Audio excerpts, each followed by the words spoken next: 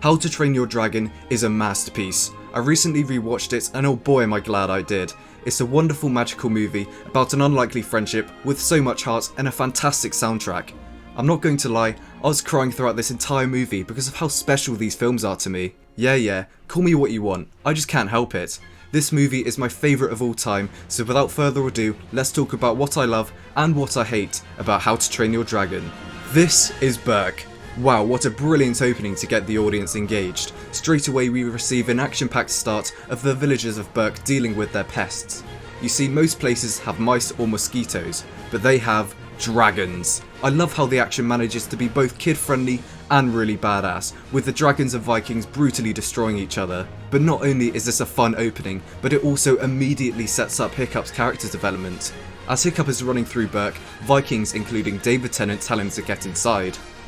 What are you doing here? Get inside! At this point in time, Hiccup is just some wimpy kid, desperate to kill a dragon, constantly being told that he needs to stop being himself if he wants to become a Viking.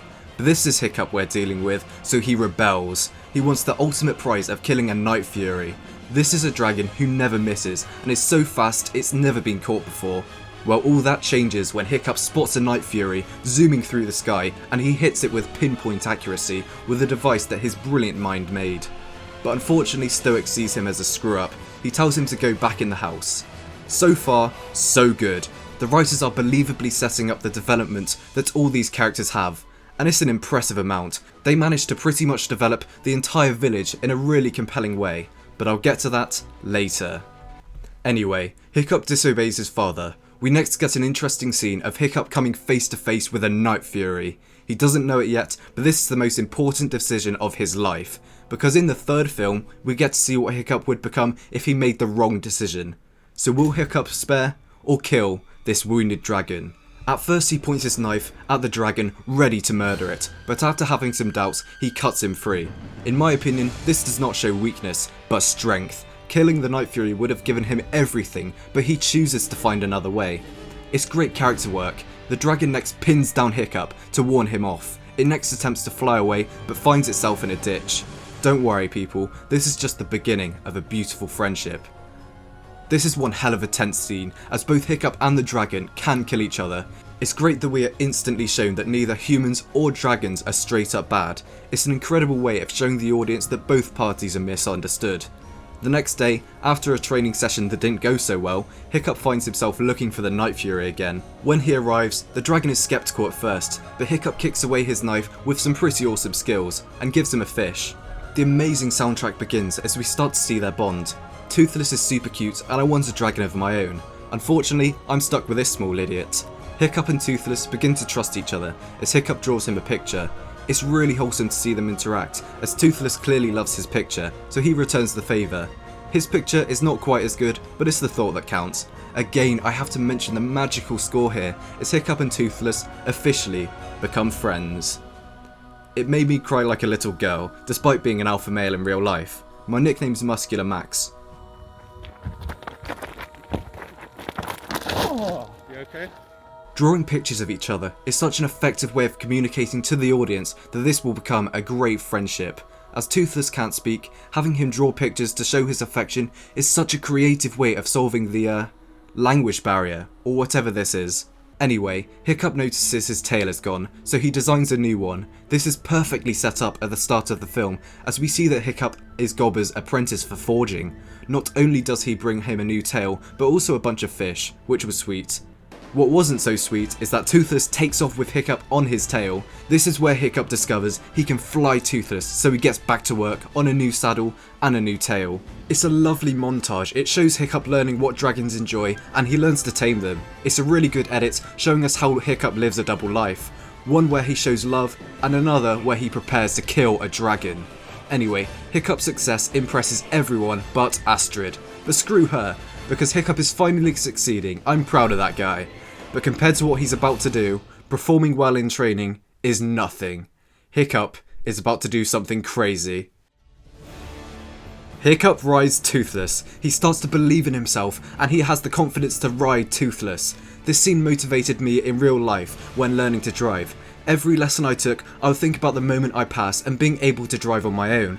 I was desperate to get in my car and listen to Test Drive, and eventually I did it. It was an amazing feeling, quickly and confidently driving around with this fantastic piece by John Powell booming in my car. It was a celebration of finally succeeding and overcoming a difficult challenge. Well, that's exactly what Hiccup is doing. I love this scene, as after all of Hiccup's efforts, it finally pays off. It's also phenomenal to see the bond they have and the trust they've built. The pacing of this movie is perfect. The bond between a human and a dragon is very believable, and as a whole, this movie is very well written. Also, the cinematography is amazing here. There's something about the flying scenes that always make me emotional, and this is coming from DreamWorks. In my opinion, Disney magic doesn't exist, but DreamWorks magic does. It's always their films that have a magical atmosphere, and these movies always encapture my imagination and millions of other children's. Well, enough soppy doppy crap, because Hiccup drops his instructions. They plummet to their deaths as Hiccup stretches and reaches. They are so close to their doom, but Hiccup grabs onto his friend and triumphs. Toothless is rapid, gaining so much momentum whilst flying into rocks. It's not looking good, but Hiccup follows his gut and manoeuvres Toothless through with immense skill. It's absolutely fantastic. What a scene, and what a phenomenal film. Back to Astrid. She follows Hiccup and learns about Toothless. Understandably, she freaks out and gets the hell out of there. Astrid does not want to listen, so Hiccup shows her how wonderful Toothless is instead. Again, it's a terrific way of showing how different Hiccup is to the Burkians, always finding another way to succeed. Another flying scene, and more tears from the audience. Specifically me. I'm running out of adjectives, as I've used magical, wonderful, and beautiful about 1,000 times now. But this scene is magical, wonderful, and beautiful. Perhaps I should invest in a thesaurus. Holy moly, this is an old film and it looks this good? Absolutely incredible. Astrid is also impressed and changed her mind about dragons. Next they go off the grid. Whilst Hiccup was doing Hiccup things, his father Stoic was off finding the dragon's nest. Stoic can't find it, but Hiccup can. It's terrifying, as we can see how big a threat this many dragons can be. And to top it off, this is their alpha? What a badass villain, and something everyone can fight. The plot just got a big bad that both Vikings and dragons alike want to kill. See, now we're getting some common ground. I believe you lot can make up. Go on, dragons and Vikings, just kiss or something. Anyway, back to Berk. His father is back and is so proud his son did well in the trials. It's time for Hiccup to slay a dragon in front of the whole village. The moment he dreamed of before, but dreads now. Let's just say shit hits the fan when Hiccup refuses to kill it. It shows how far him and Astrid have come, but the village are still yet to have their minds changed. Toothless hears Hiccup is in danger and comes to the rescue, flawlessly showing their friendship. The conflict in this movie is outstanding. You know why? Because nobody is the villain. We can see each side of the conflict just like Hiccup. It's terrific to see all the drama unfold in such a hard-hitting way, as everybody is losing. It's a constant war between dragons and Vikings that just won't end, but thankfully this makes it 10 times better when Hiccup triumphs. It's phenomenal how everybody can get behind Hiccup, despite nobody being in the wrong. So the Vikings ruthlessly take down Toothless. It's so sad to see him get hurt and then captured. My goddamn heart is breaking. Stoic next uses Toothless to guide him to the village to the dragon's den. But Stoic isn't seeking investment, he's seeking blood. They arrive and the Burkians very quickly realise they're outmatched. Their ships get burned and the Vikings are fleeing. There are only 2 people ready to step up for the village, and that's Stoic and Gobber. I love their bromance. I could buy them a few minutes if I give that thing someone to hunt. Then I can double that time.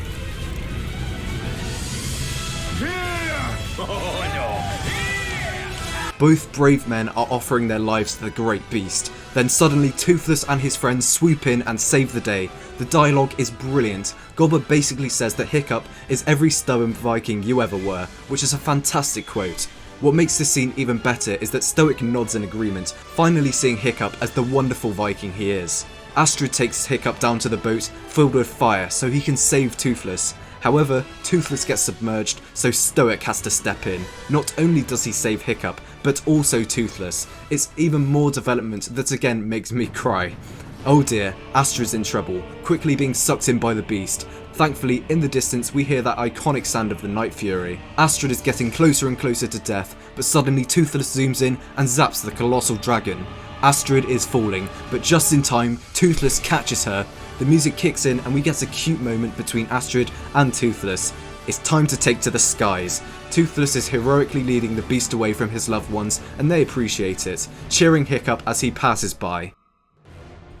This movie is epic. I've had chills throughout this entire runtime, but Hiccup finally getting the praise he deserves is so satisfying to watch. We've seen him grow and develop, and I'm highly invested in his journey. I mean, the action and choreography is both badass and funny, which is just incredible. This plus the emotional weight behind Hiccup and his friends changing the minds of the villagers just creates one epic experience. Now we are high up, and this thing becomes prey, lost and scared as he gets blasted by the rapid Toothless. Here's something cool, Toothless leads him straight back down and we get a Jaws poster shot, but instead the shark is coming from above. What a cool detail. Anyway, the dragon gets blasted and plummets to its doom, which of course leads to a big bang. What a stunning shot of such a scary moment. I'm confused on whether I should be worried about Hiccup or if I should take a quick screenshot. Next, it cuts back to Burke. Hiccup wakes up and takes a step out of bed. One foot is gone, just like how Toothless lost his tail. This only strengthens the beautiful bond these two have. Hiccup walks outside to see dragons and Vikings living peacefully together. Now remember back to when Hiccup was told to stop being himself and he needs to change to become a Viking. Well, it all comes full circle. Turns out all we needed was a little of this. You just gestured to all of me. Golber gives Toothless a new tail and we get one last flyover, and a brand new, more positive speech about Burke. Now that's the end of How to Train Your Dragon. It's the easiest 10 out of 10 I could give. The film is a masterpiece and it's so special to me and many other children and adults. This film is for everyone, so how about you do yourselves a favour and rewatch it. At the start of this review, I said I would talk about the things I hate about this movie. Well, that was a lie, because I cannot think of one single thing. We've covered the cinematography, the drama, the soundtrack, the characters, the plot, but I cannot find one flaw in this movie. I love every aspect of How to Train Your Dragon. I'm simply blown away by how you can make a film this good. And what makes it even better is it's got 2 sequels. 2 is good, but number 3 is another masterpiece. In fact, my top 3 favourite movies of all time is this, Hidden World and Kung Fu Panda 2, all made by DreamWorks. Thank you all so much for watching, and please subscribe and leave a comment if you think Toothless is the cutest thing ever. Goodbye.